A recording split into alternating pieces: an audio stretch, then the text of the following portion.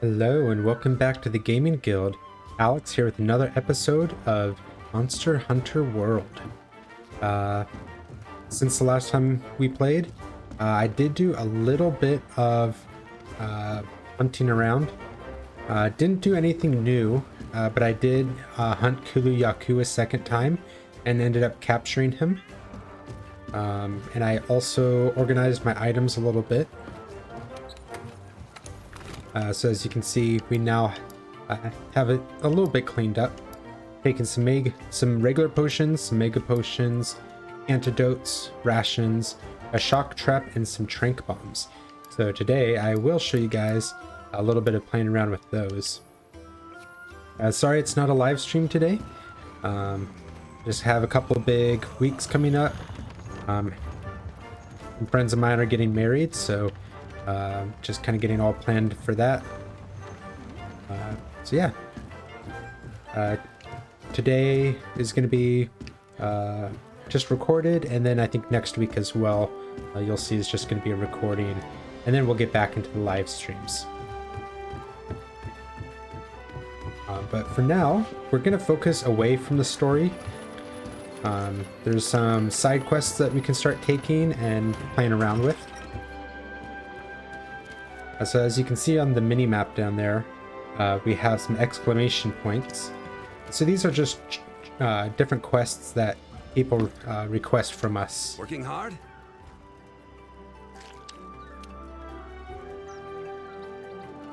Good luck.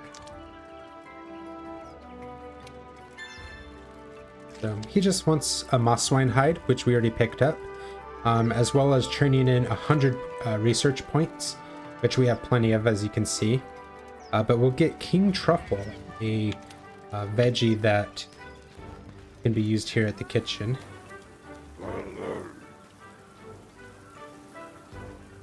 This character always reminds me of a friend of mine who's also named Alex. It's a really good buddy, but he has that same attitude, the like super kind person, but like gruff exterior, and would definitely have like an oversized weapon and run his own kitchen. So the chef gives me a couple food collecting missions here and there. So fungal flexing in the ancient forest. So this one is pretty easy, just deliver 20 gourmet shroom caps. You've been seeing us pick those up here or there, but he actually has it as a mission where you pick up all 20 at once. Not too difficult, just a lot of wandering around the ancient forest. We're going to go ahead and churn in this other one though, because we do have the materials for it. Thank you, thank you. Alright, so complete deliveries.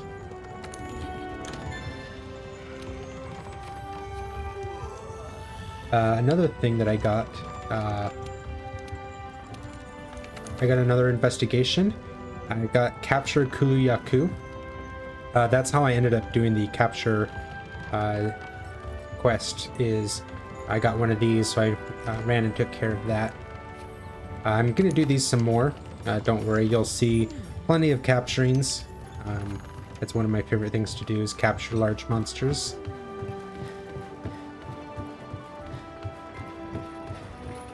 And something I've kind of been waiting on is showing you guys some new equipment. Definitely wanted this to be on the recording for you guys. Have a good. So the smithy's giving me a quest. It just kind of like teaches you the mechanics of using the clutch claw. It's like how I can kind of jump onto the side of a monster. And you'll see that more later too. Alright, so let's upgrade some equipment. We'll start with our metal swords right now. So this is the rending beaks, Kulu-Ya-Ku parts. As you can see, it's better damage. So we're going from 126 to 154. We still have the high sharpness. Basically everything that's derived from the ore tree is going to be the better sharpness but lower attack than anything from the bone tree. That's only the like biggest difference between the two different branching trees. But so like the Kuluyaku dual blades, they have a raised affinity, so my chances for critical hits goes up. So we're going to go ahead and craft that. And these will actually carry me for a long time in this game. At the beginning here, they're just good damage, good sharpness. So don't be surprised if you see them for the next couple episodes. And then let's make some new armor. As you can see, I have a few things unlocked now that we've been playing a little bit. I was able to get the Gajal Whisker that I was hoping for. As you can see, I needed 4 skins and 2 whiskers. So I'm going to go with these. The Aquatic Polar Mobility ability makes it so that I can just move a little bit faster when I'm in swampy water or heavy snow. It's a pretty useful one. Another armor that I really like are these Kestodon guards. Affinity sliding raises my critical hit by 30%. So add that on to the 15% that my new swords give me. That's like half the time I'm getting critical hits with my weapons. But this only occurs after I slide. So if you see, I'll like kind of angle myself to slide down a slope. It will activate this ability, and then I'll have it for, I don't remember how long, 10, 15, 20 seconds, something like that. But yeah, and then let's get some other armor. I'm partly checking the skills, partly checking to see what kind of defenses it gives me. Elemental defenses are pretty important higher up. Having fire and water defense is nice at the beginning of the game. Let's go ahead and make this. The Scent Hound will just make it so my scout flies track things from a little bit further away. I'm not going to worry about the gloves because I'm going to get the Kestodon guards here pretty soon. Slinger capacity, that's a nice one. Just give me more shots for the ammunition I pick up. And then, let's see, headgear.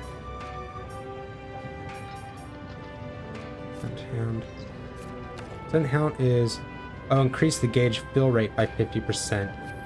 And then the scout fly range up is what I just said, where it expands how far the scout flies will detect things. Let's go with that as well.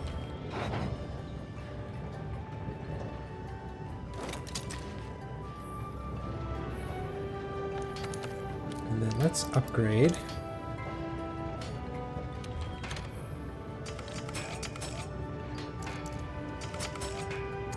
Just burn through all of them. That's okay. The Gajal boots will last me for a while, so I don't mind throwing points into that. But let's go out and get hunting. So yeah, we'll just be focusing on side quests a little bit. Great work, partner. Optional. Let's do the fungal flexing in the ancient forest.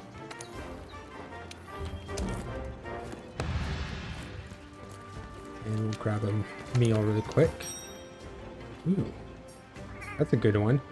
Both fresh ingredients, so I'm getting plus 20 health and then getting the attack bonus. And got some nice food skills activated. This is going to be a pretty good outing.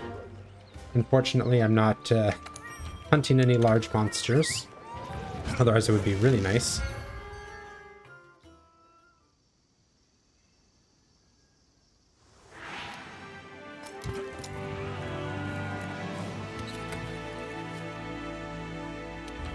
Your goal on this quest is to obtain and deliver some materials. Step 1, go find some. So I do want to pick this up.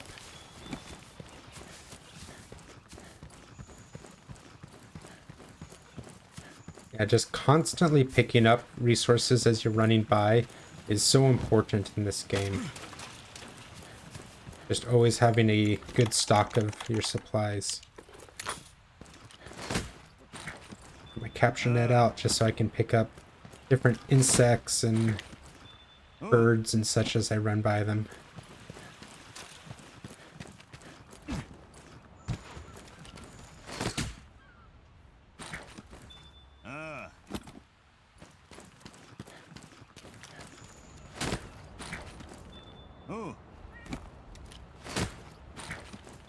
So it's these mushroom clusters here, what I'm going to be keeping an eye out for today. Perfect. You've got the materials you need. I'll mark where you found these on the wildlife map.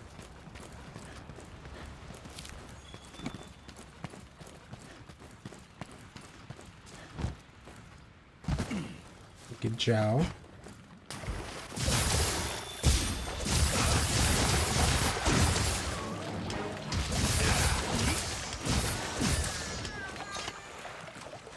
So I know it's not super obvious, but sometimes while I'm attacking, you'll see like a little slash go across the screen, and that just means I got a critical hit.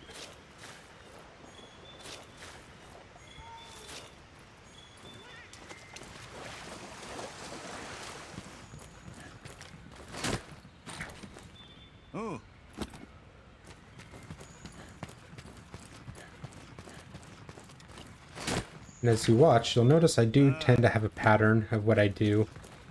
Just every time we see wildlife, I try to collect it, do some slow, or not slow, but just a quick jump to the side to harvest a material that I know that's there before going back to my path.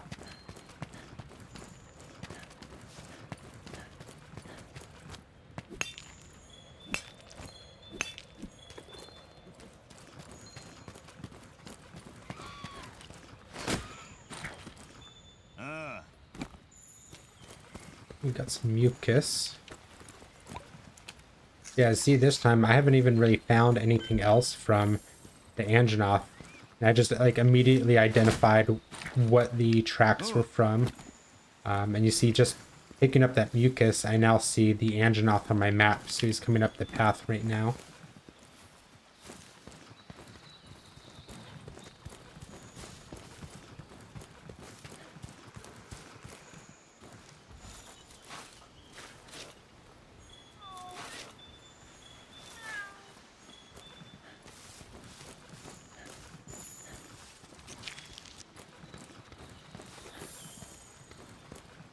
I don't think there's any more shroom caps over there.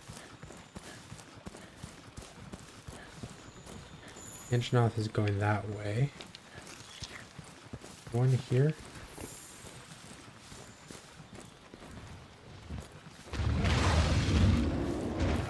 Oh, he's coming back.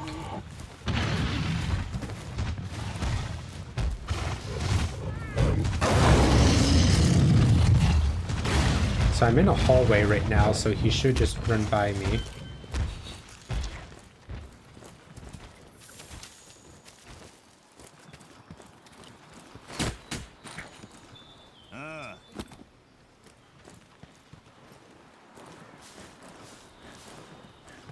I think we could build the camp here. Let's ask the head honchos. So as I get to like new areas in the game, you'll see like there's a couple spots on the map that are good for campsites like that. I just have to go find the location, and then I can talk to the resource team, and they'll usually request some parts, like some monster parts or some kind of material, and then build a new campsite there. Which is good for fast traveling, just starting the mission in a different location, things like that.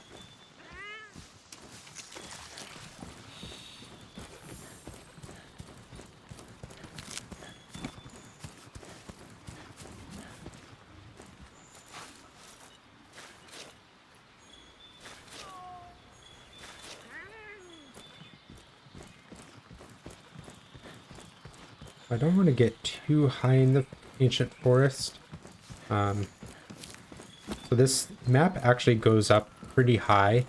There's some like high treetop sections still quite a bit above me. But there's also some good resources around here, so I kind of wanted to pop up here for a second to grab those. This is mostly what I was doing the couple of hunts that I did off stream. Just going around and picking this stuff up, bolstering what I have as far as materials go. Oh.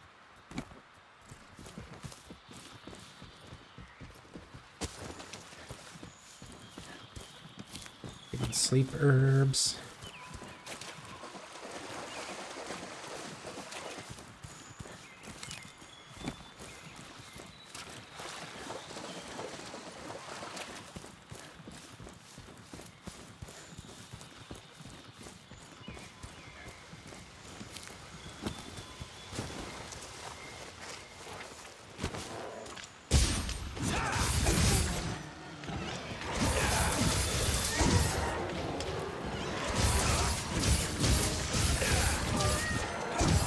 Yeah, those slashes that you see are just me getting critical hits.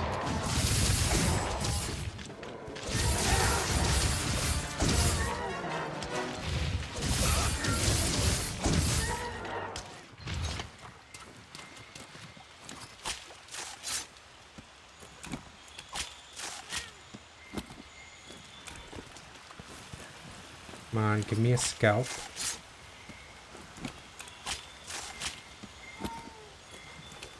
Here's a scalp.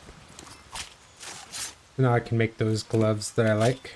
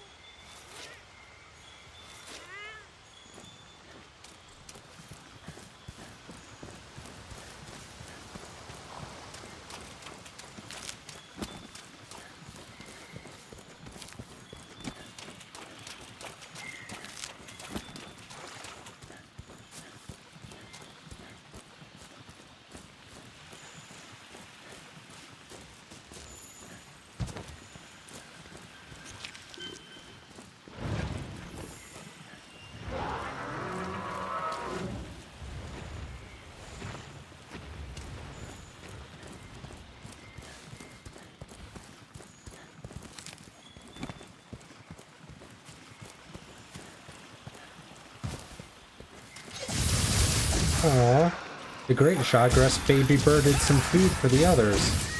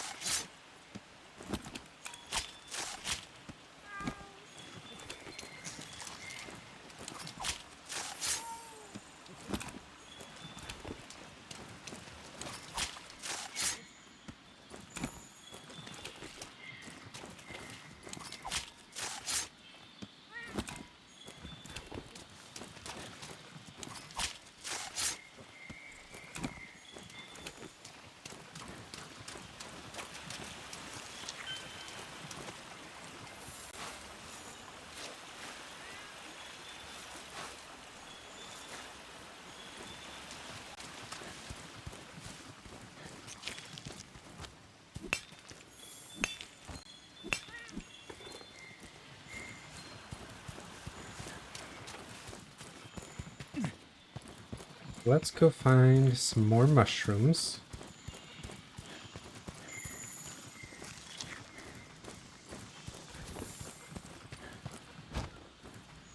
Well,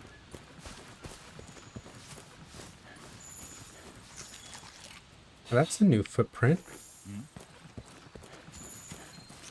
Mixed in with some Magdoros footprints.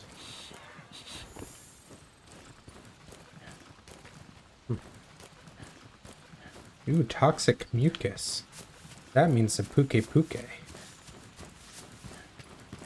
Let me run out here really quick, because there's one more mining spot. And that just kind of finishes up my field research.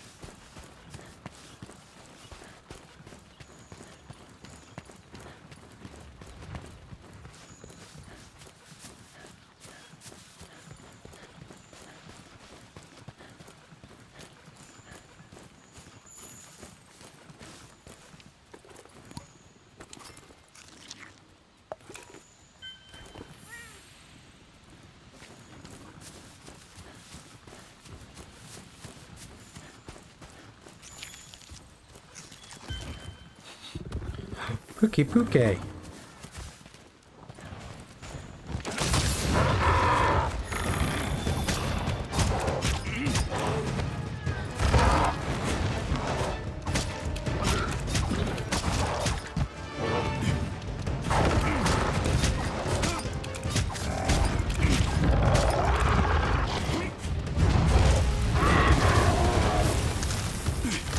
That's a little annoying. Oh. Interesting.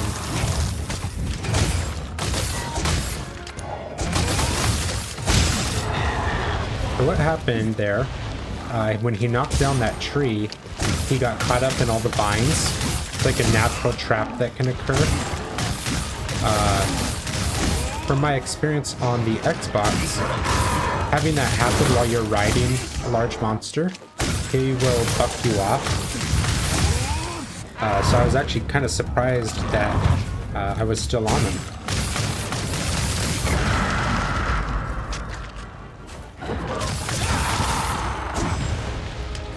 And I cut his tail off.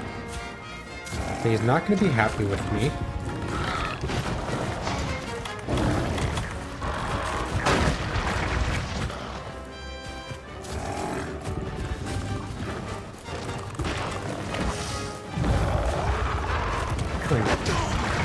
Would pay attention to Bastion.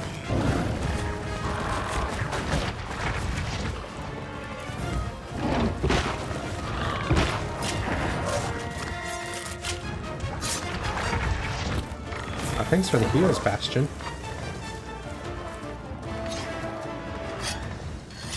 Grabbing my swords really quick.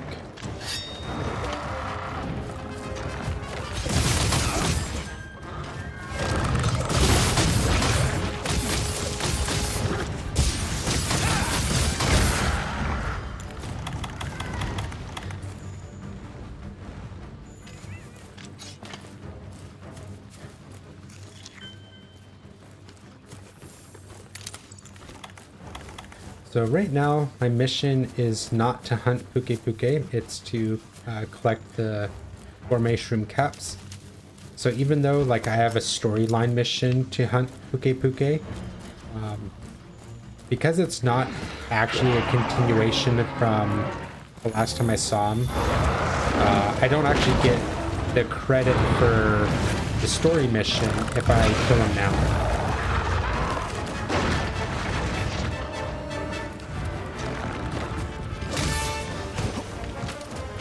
That being said, I do still plan to capture Pukei-Pukei. It just won't be for the quest completion.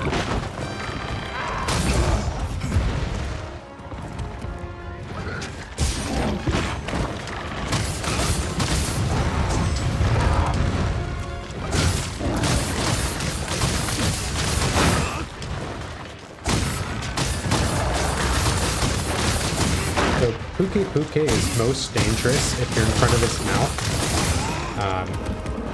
As you can see, he's kind of been spitting poison. Also, his tail will shoot poison out of it. He'll kind of do it in the big area too, which can be annoying. So, partly for like being able to get an extra card on the material for him, I went for the tail first, just so that he doesn't have that extra attack. So now all I have to really worry about is his head. And with dual blades, I do a pretty good job of sticking around his feet. But if the head is the only thing I have to worry about, hey, get back here.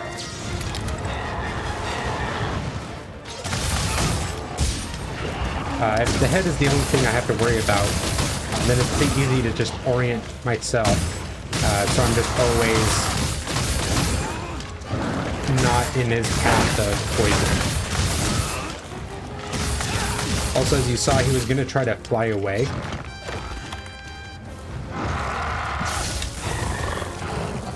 And I didn't want him to fly away. So I used what's called a flash pod. You'll see those a lot more often in the future. Flash pods, I get them from flash bugs.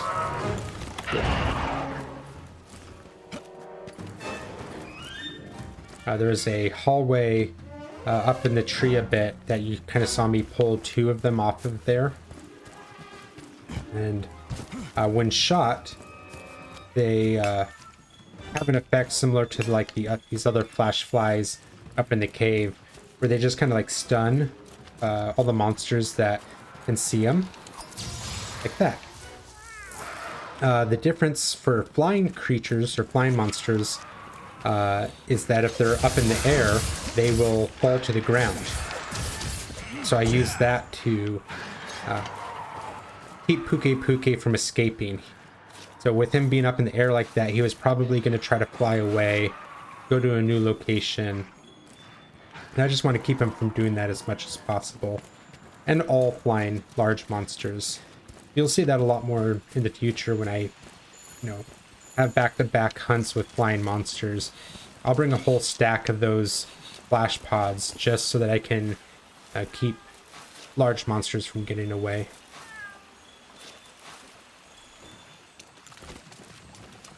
Pukei-Pukei is good there. You never really have to worry about the large monster waking up or dying. Like, once you've captured it like that, he's pretty much invincible to more damage. He can't wake back up. He's out. Eventually, I think he'll just disappear. But I still get the credit for capturing him. He'll show up back at Astera, and we'll be able to take a look at him.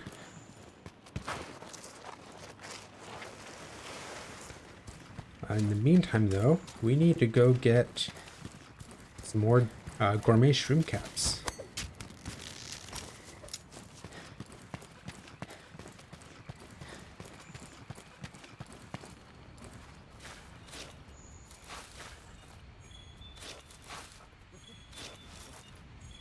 So yeah, it's just been enough time that everything has reset.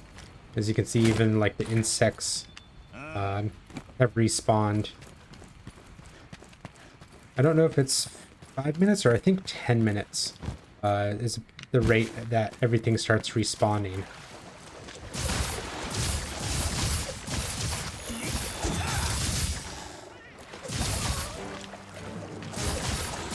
So if you're trying to like collect just a whole bunch of materials, doing one big lap all the way around the location usually brings you back to the start just in time for you to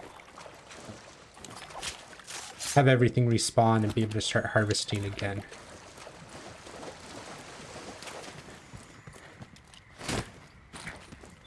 Oh. Well, we'll get a lot of research points this time.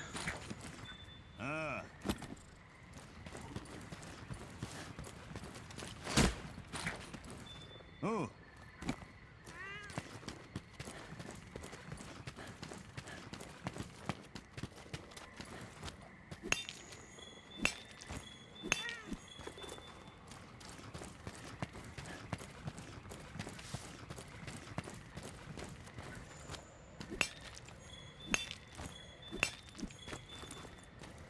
If you see on my mini map, I I have 2 pink question marks up here. The question marks kind of signify that it's like a unique collectible for that area.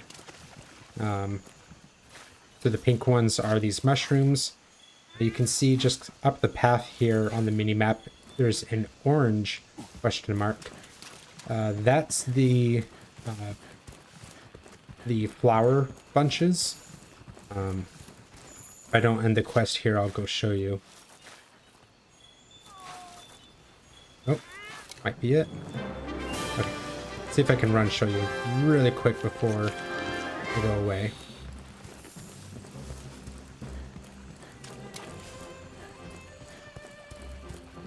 The orange ones are these things. So the flower beds and the mushroom colonies are both unique items that only show up in the ancient forest. So like when we get to the desert, there's like cactuses there and something else. I think like a desert flower or something. Got some Pukei-Pukei materials. Nice. Getting those early.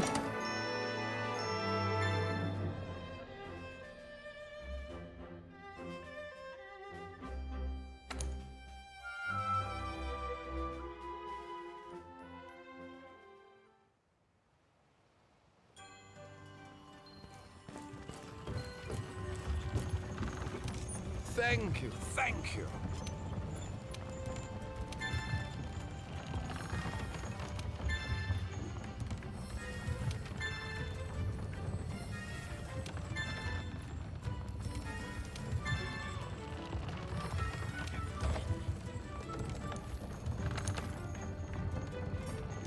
We already have a capture Great Chagres.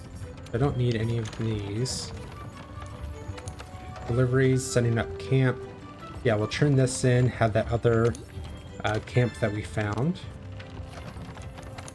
Now let's pick some new bounties. Large monster hunt, ancient forest, monster culling, and then let's do flora, and we can do mushrooms. That should be good.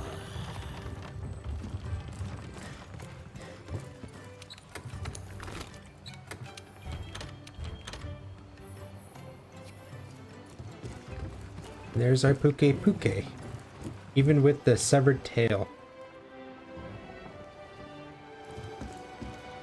So every time, almost every time after I capture a large monster, he'll show up here. We can take a look at him afterwards. Let's check in with our ecologist.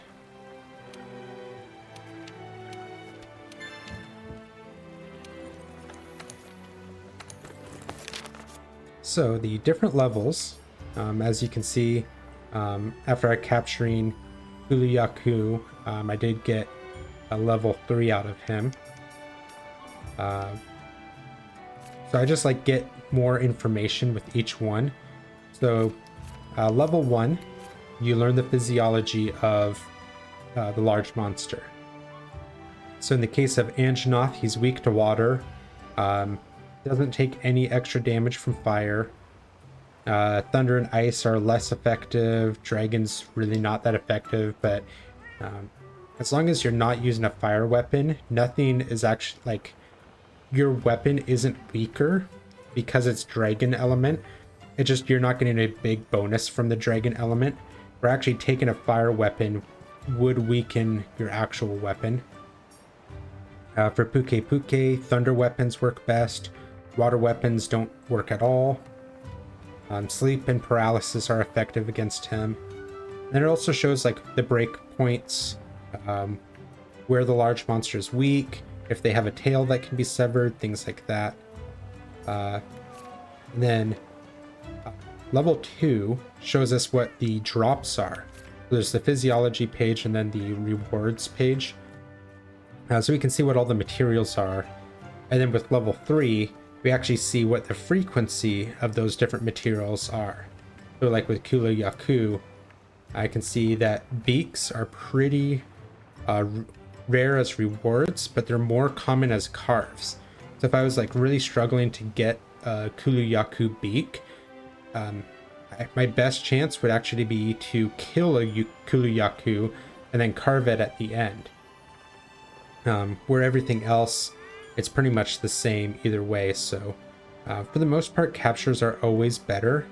But if it was something super specific like a beak, that's the rare occasion where you'll see me actually be like, oh, I'm just going to kill this one because I want that beak.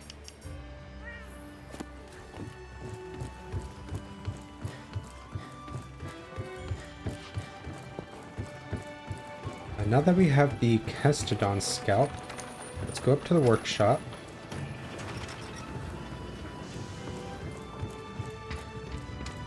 Want something making? Forge.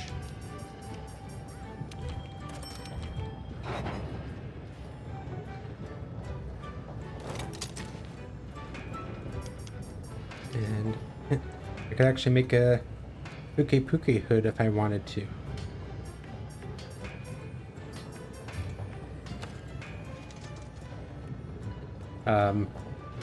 Survival expert's actually pretty handy. More so in the ancient forest than other places. At least for me, because I just know where everything is in the ancient forest pretty well. But there's spore puffs, which we haven't seen too much yet. And then the wiggly lichis, which are these little insects that I pick up to boost my stamina. Survival expert just makes it so I actually recover health when I use those items, which is pretty cool. You know what? That's better than Scoutfly range anyways. Throw that on. And then you can see right now my current equipment set. My defense is 59. I'm pretty good against water, still decent against fire. While thunder, I'm actually weak to ice, indifferent, dragon, barely anything.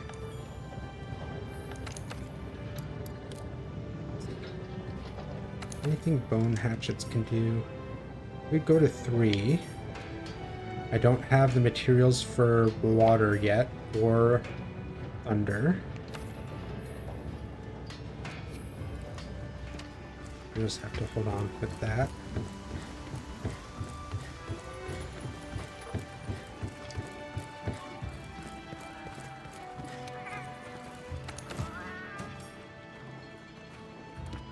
A meat and a veggie.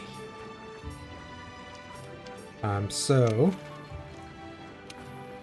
this is like the entire list of foods. You can see there's like 30 different fish, 30 different meats, 30 different veggies.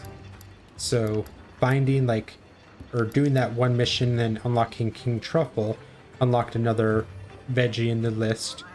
Soiled shroom caps I just got from doing that last mission. Exquisite shroom caps is from finding them for the first time. Shine bloom is from finding them for the first time. So the fresh ingredient of the day could be like this question mark item.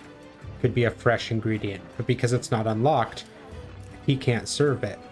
So the more things that I get unlocked, the more chances that one of the fresh ingredients of the day is available and he can serve it to me. So we're gonna go with that, and let's just do one of those.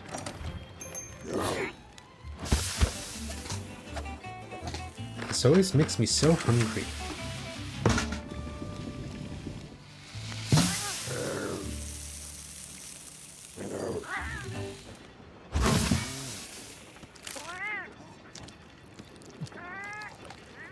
Just ignore the fish clipping into my armor. Totally normal. Great work, partner. Now, let's go ahead and do the other optional that we have right now, Learning the clutch.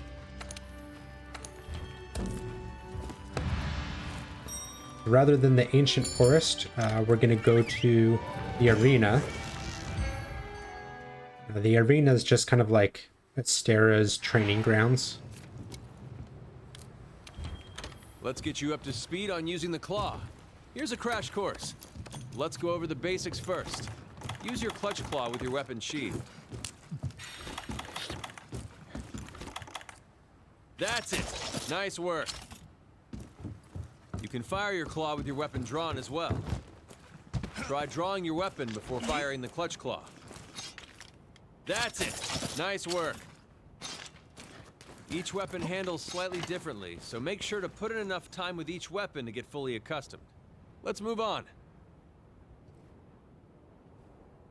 Hit a monster with your clutch claw to cling onto it. First, let's go over the weapon attacks you can use while clinging to a monster. The type of attack depends on which weapon you have equipped.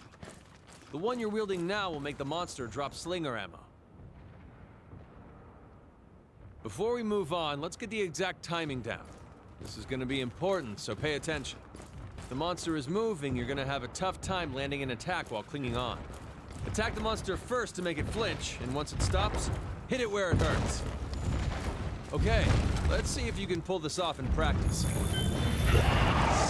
Pay close attention to the monster's movements and land your attack. Don't rush. Wait for the monster to flinch.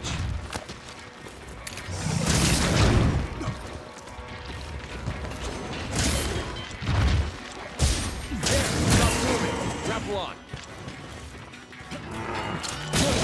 Now attack with your weapon. Nice work. Slinger ammo dropped by monsters is extremely potent. Make use of it whenever you can. Let's move on. Piercing shot, if you can't see or can't tell, is really effective. Next we're going to try to hit the monster's head while clinging onto it. It depends on the monster, but there are usually several body parts you can cling onto. You can move to different parts of the monster's body while clinging onto it, but you'll consume a lot of stamina. Make sure to get your aim right before going for a particular body part. You'll need slinger ammo. Go find some and load up.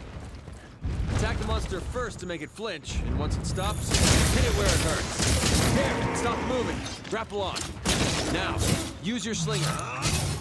That's it. Nice work. That attack will consume all of your slinger ammo, but it can knock back monsters. Let's move on.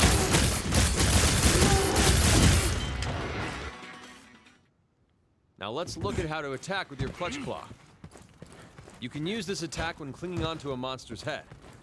Attack the monster first to make it flinch, and once it stops, hit it where it hurts.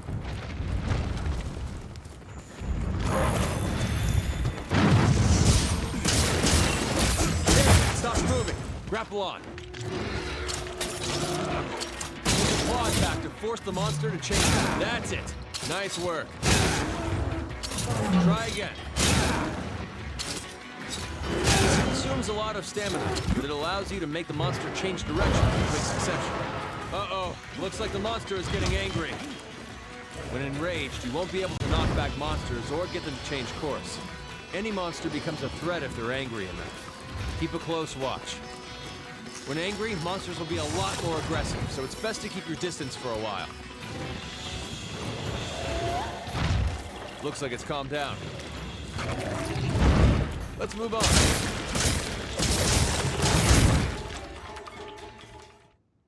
Right, now let's put everything you've learned so far into practice.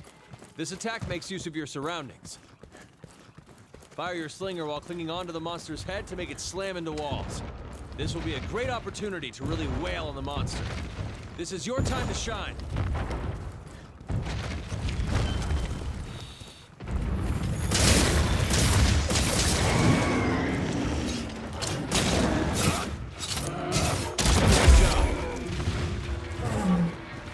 Always keep an eye out for ways to use your environment to your advantage when hunting. Nice work. That covers everything. Class dismissed.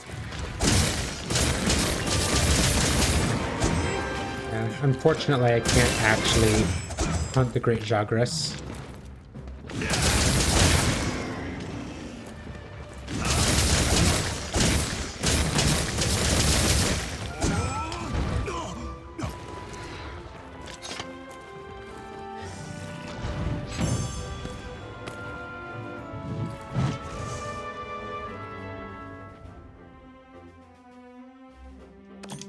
Still got some materials though.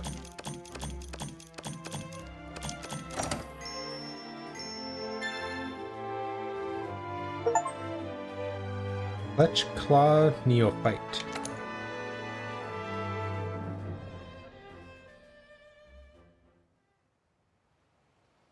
There are 2 achievements that I got while I was playing offline. I got the achievement for doing my first investigation. I got one for doing my first capture. Thank you, thank So you. sorry you guys missed that. But this isn't meant to be 100% achievement playthrough. It's just 100% of the game. It just so happens that I never played it on Steam before, so you guys are seeing me get all my achievements for the first time, at least on Steam. Let's head back up to the canteen.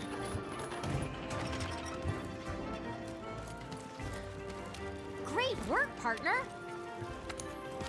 What job should we do next? Well, optionals are done for the minute. I have some events that I could do. One is just to slay 12 Kestodons in the arena, and then one is to hunt 2 Great Jagras in the Ancient Forest. This one's not too bad. It goes by pretty quickly. I think we'll go ahead and just do that. Start there, and let's double our money.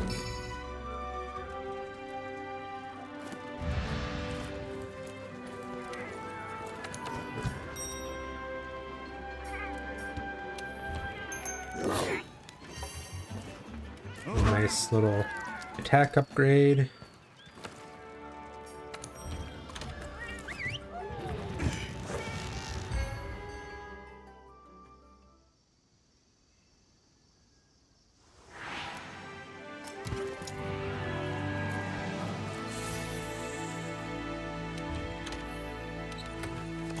I don't need SOS flares.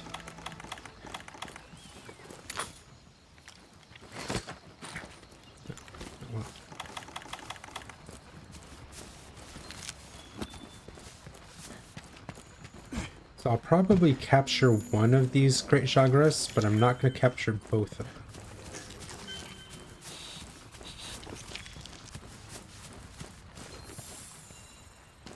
Why are you leading me backwards? There's a footprint right here.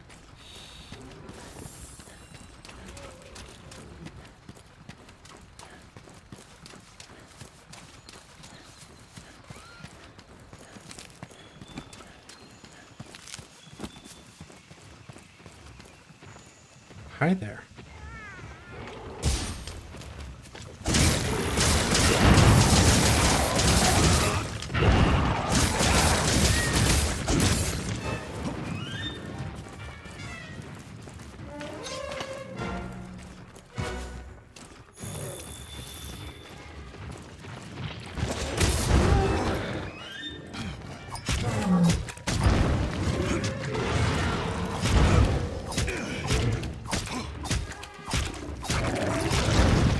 Did Anjanov just show up?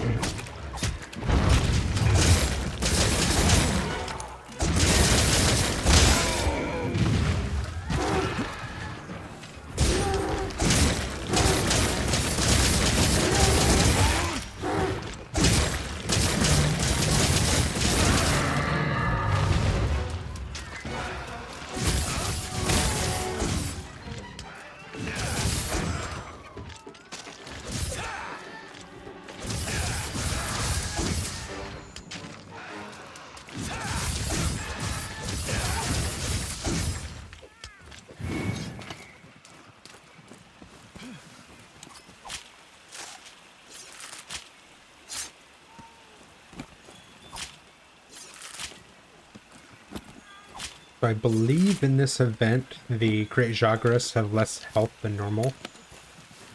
Not by a lot, but just a bit. So if you're surprised why the Great Jagras died so fast. That's why.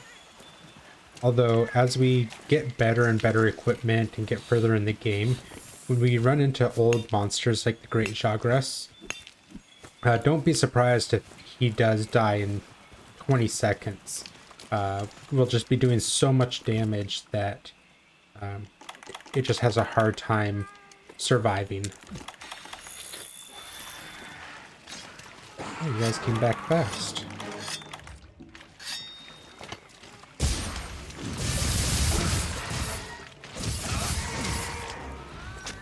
Oh, there's the Angela.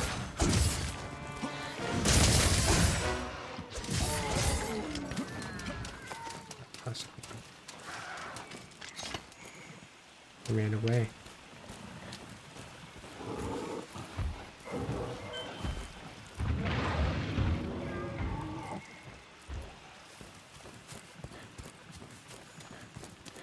So now we'll have to find the other Great Jagras. Just trying to get my monster coins in.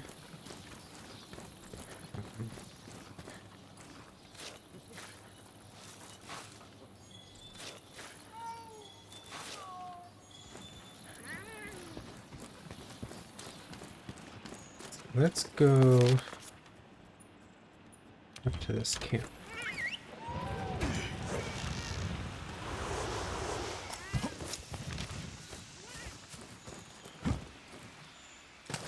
The biggest thing is we just want to look for new footprints. Because that will at least tell us that we're in the right area.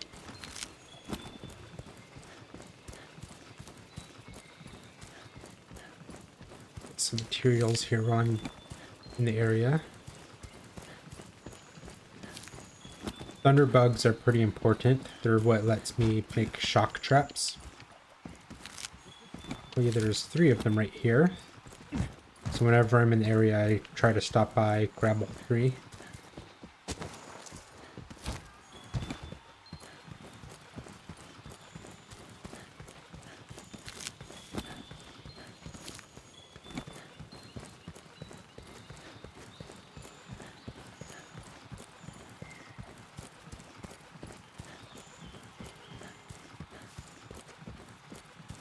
So there might be a Great Jagras this direction.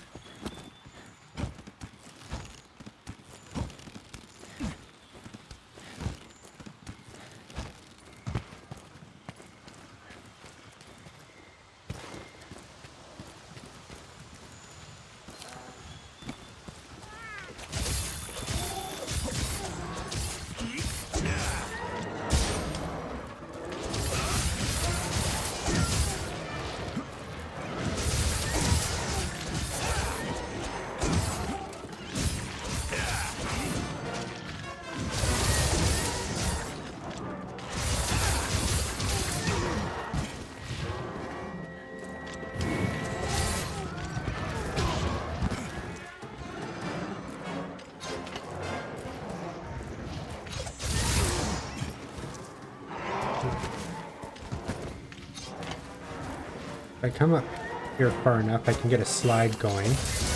So there I just activated Affinity Sliding. And now I actually have the 45% critical hit rate.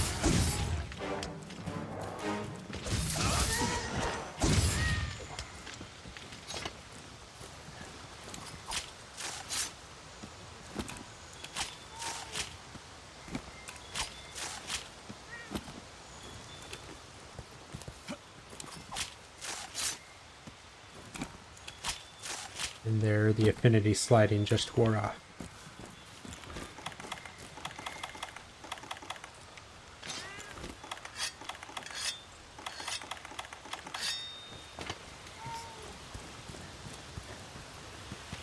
Trying to think where the other Great Jagras might be. Go through here.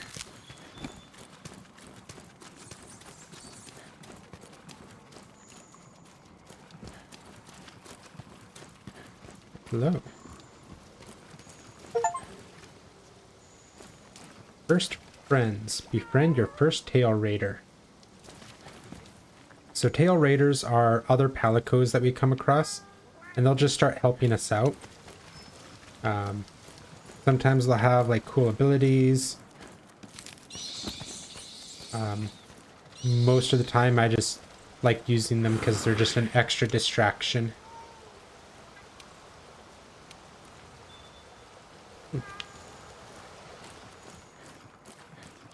So I want to head north a bit. This way.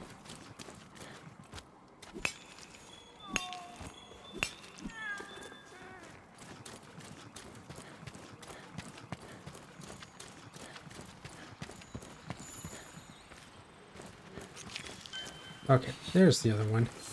Just showed up.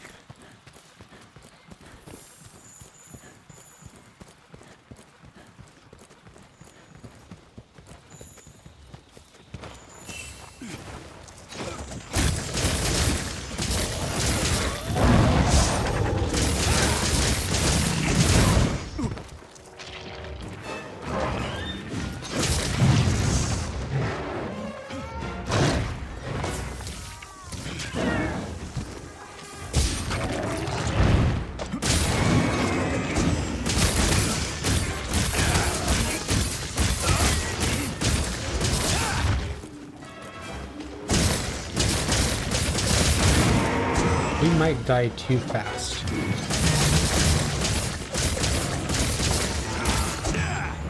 He's running.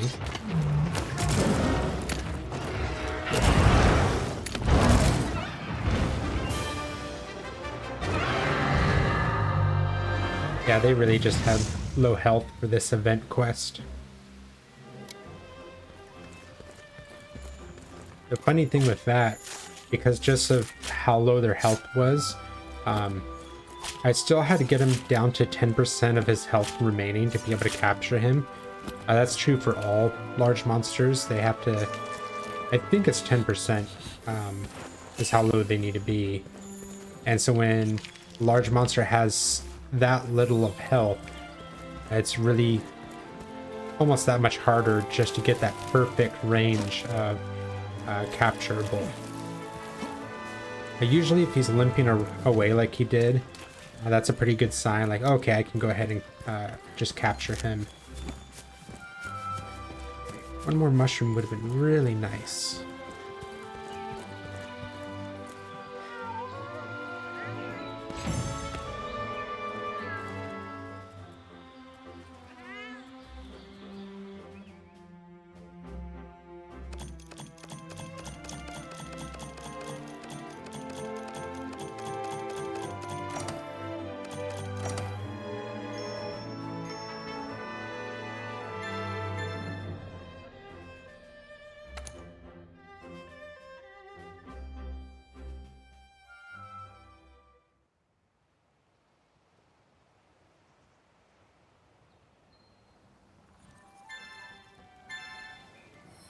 Login bonus, nice.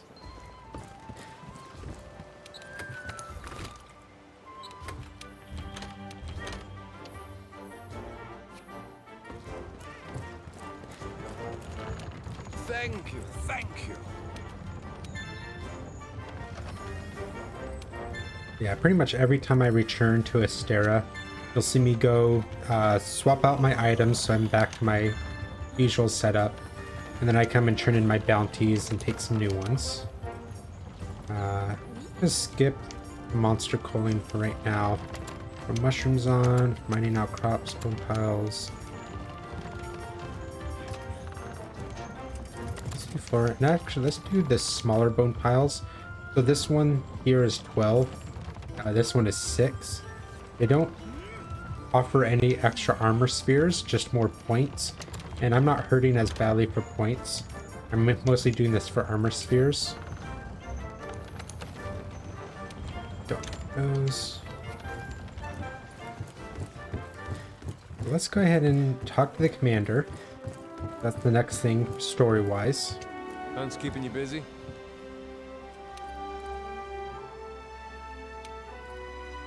So the field team leader is just telling me about the SOS flares. calls in people on multiplayer. You've done well. Nice work clearing out the camp. I knew you'd come through. Now we're finally ready. Alright, Hunter, the Pukei-Pukei hunt is on, even though you already hunted one Pukei-Pukei. Once you've hunted the target, the scholars will be able to get a closer look at that evidence you found. Cannot stress enough how vital taking out that Pukei-Pukei is for the Commission. This could be the break we've been waiting for. We're the ones to get it done. Good luck and be careful. The 5th has an urgent mission. Partner, you'd better come see me. Oh yeah, Hey there. better.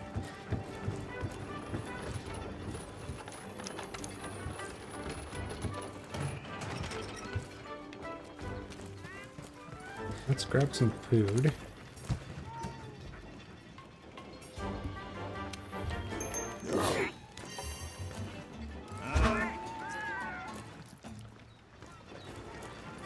Hey there, partner.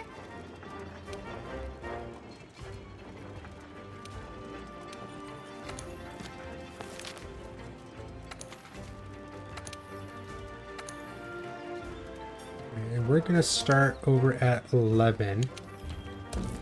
Because that's pretty close to where the Pukei-Pukei will show up.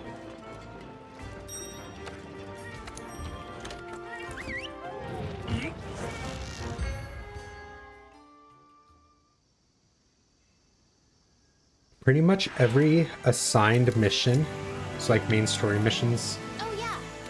the large monster is stuck in a cutscene. So I can't actually just find him wandering around. I might be able to find his footprints, but those are all like staged ahead of time. Like this toxic mucus is just staged here. I actually have to find the Pukei-Pukei and activate his cutscene before he actually shows up in this world. Let's grab herbs.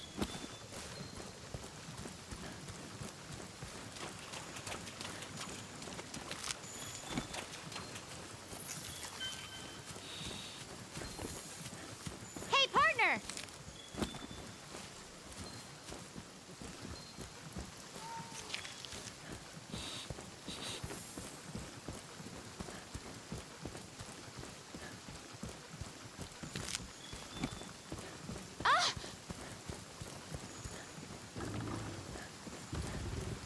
Oh.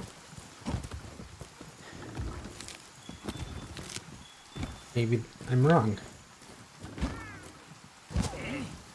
Maybe it counted...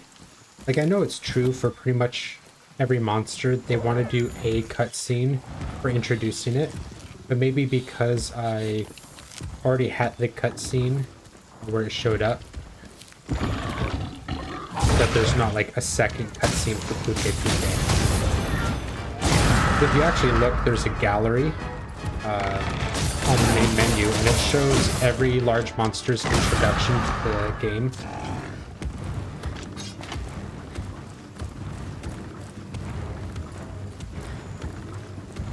I just thought Pukei-Pukei got his own.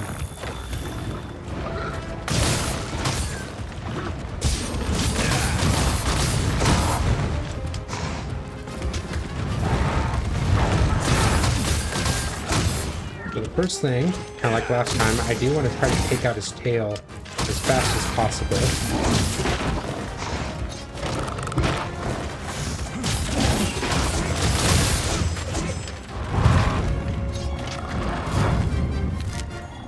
You can use Scatter and have a sling around.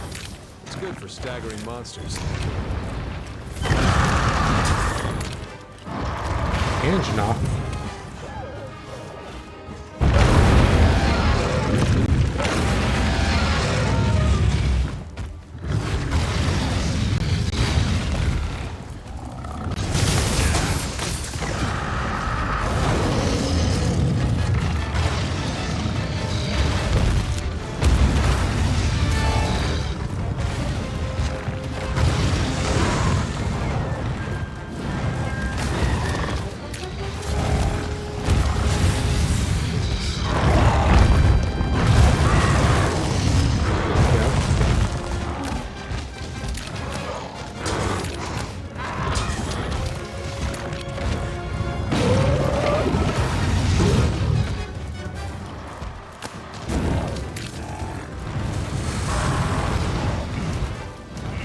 It's kind of funny. If I really wanted to, I could probably hunt and kill Anjanath. It's just really dangerous. Got you trapped. Wait for a chance to escape. You're bound to get one.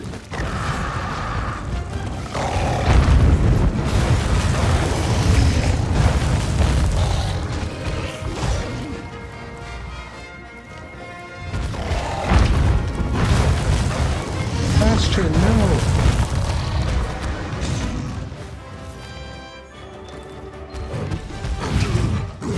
Really? Let's get out of here.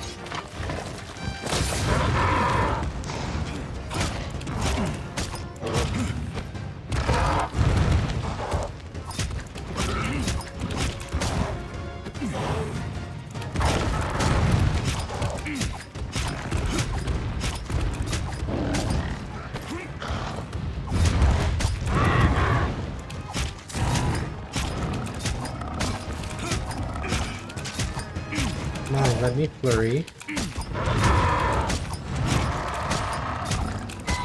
There we go. Because all the damage that I do to his tail goes towards eventually being able to just cut it off.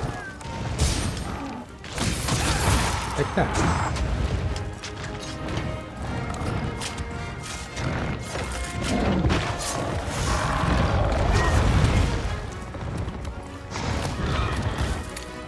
What's this?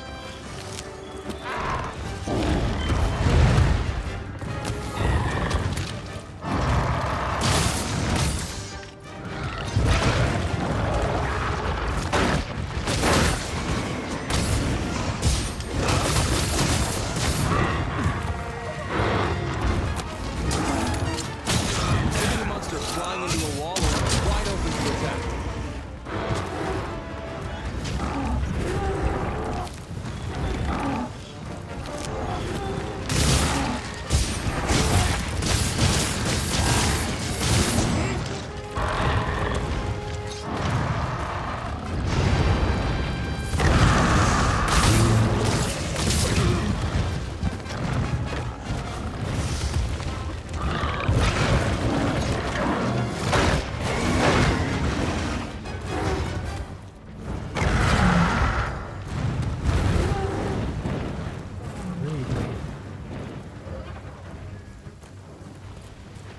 This way.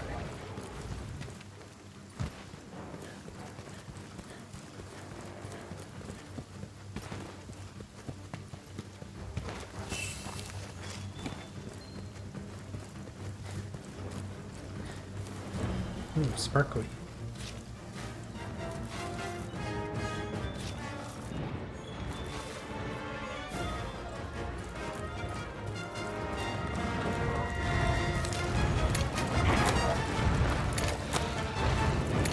I'll just have to wait for him to land. There it goes.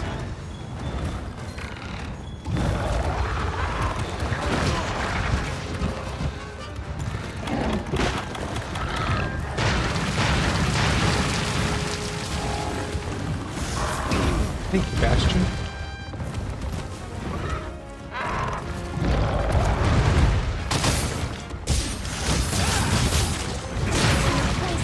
Your health will gradually drop.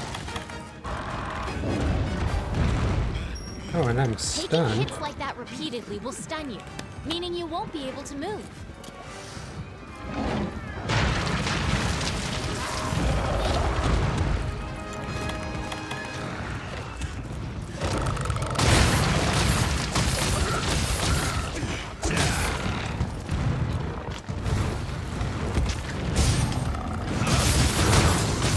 Pukei-Pukei is getting tired. monster's tired. Now's your chance to deal some serious damage.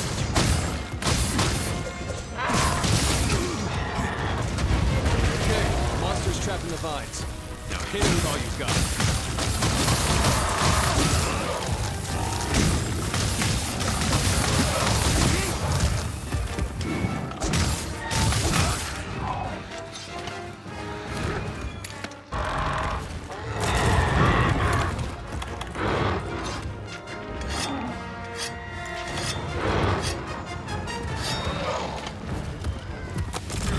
I don't want you to leave yet.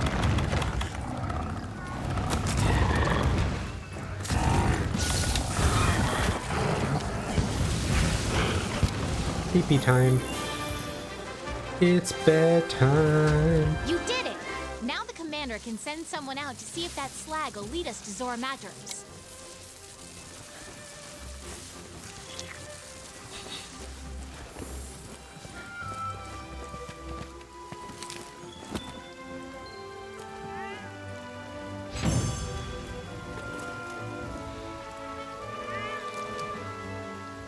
Oh, Bastion had a sausage. Ooh, some poison sex. That's good.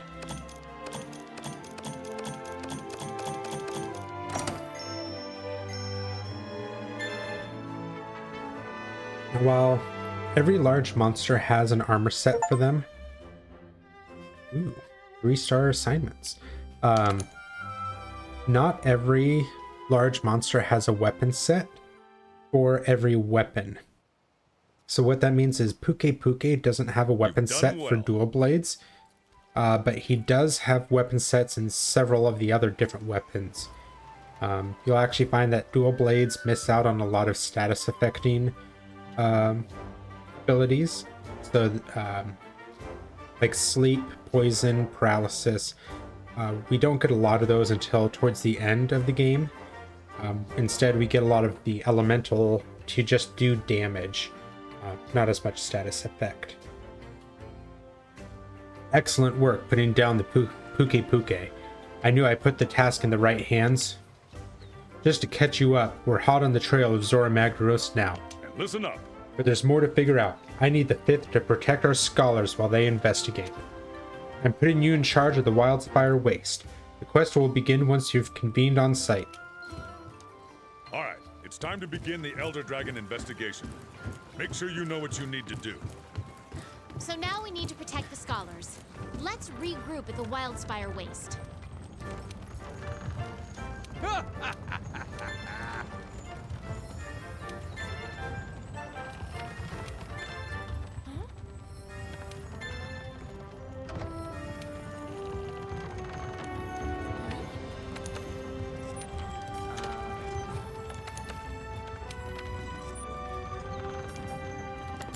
Another one of those.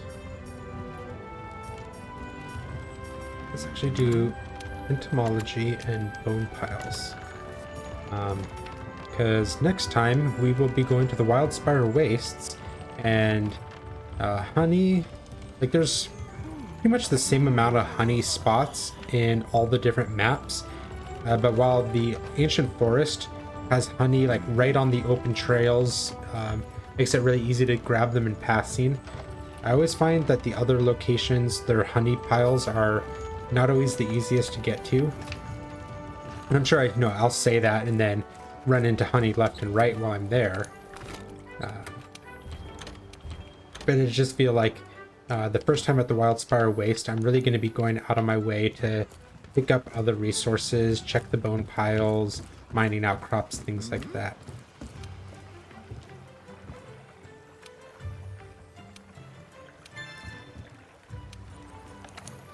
So far we're doing pretty good on our field guide. Great Jagras is maxed out, Kuliyaku's maxed out, Pukei-Pukei. Probably need to hunt, or at least hunt, maybe even capture to get that up to level 3. And then Anjanath, I haven't actually hunted him yet. That's mainly why he's still at level 1. I just have seen him a lot, so I actually have some information on him. Research levels actually go as high as 6, but I can't unlock levels 4, 5, and 6 until I get to high rank, which is about the halfway point of the main game, not the DLC. But yeah, I don't think there's too much else I can do for this next quest. Let's take one quick look at the smithy. Like I said, Dual Blades doesn't get anything from Pukei-Pukei.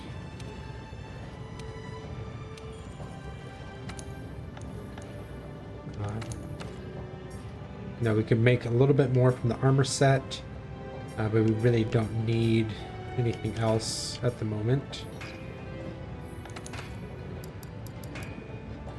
And at some point I'll like make multiple bone hatchets and multiple ore or like match slicers, just so that I can follow the different branching paths and get lots of different weapons unlocked. Right now though, I think I'm just going to hold on to the bone hatchets too, and eventually I'm going to get this water weapon down here.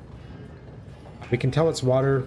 Not only does the little sword icon down on the left have a water symbol, we can also see up in its stats, even though everything's a question mark, we see that the element is water.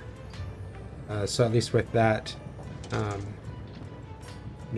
water and thunder, we know we're going to get some elemental weapons here pretty soon, because the game unlocks weapons by tier. Like, here was the very beginning, like tier 1, then tier 2 once we had some materials, tier 3 now that we're hunting large monsters, while like tier 4 is all kind of unlocked behind basically it's waiting for me to fight Anjanath. We can actually see here Bone Hatchets 3 can branch off and turn into this fire weapon that we see that an Anjanath scale is used for. So right there we know, okay, it's a fire element, Anjanath scale. This is going to be the Anjanath tree of weapons. And so tier 4, for this fourth row here, or column, won't really be unlocked until we get to the point where we're fighting Anjanath and continuing on from there.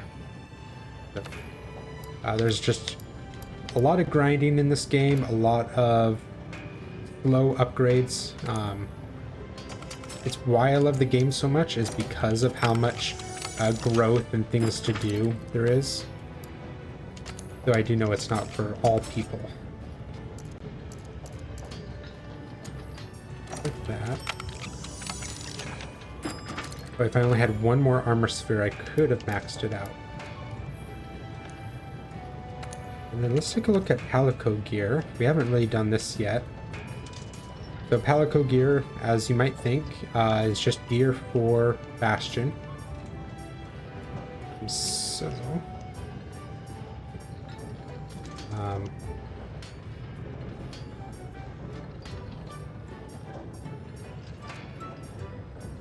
armor and weapons don't matter too much, at least at the lower level.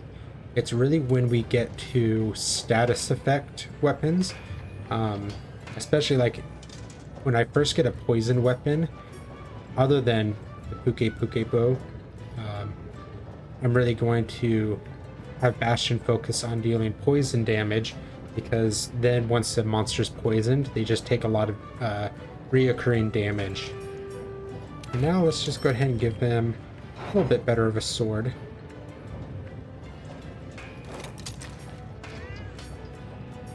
And then I have a lot of Mactolite. You know what? His leather armor's pretty cute. Let's just keep him in that.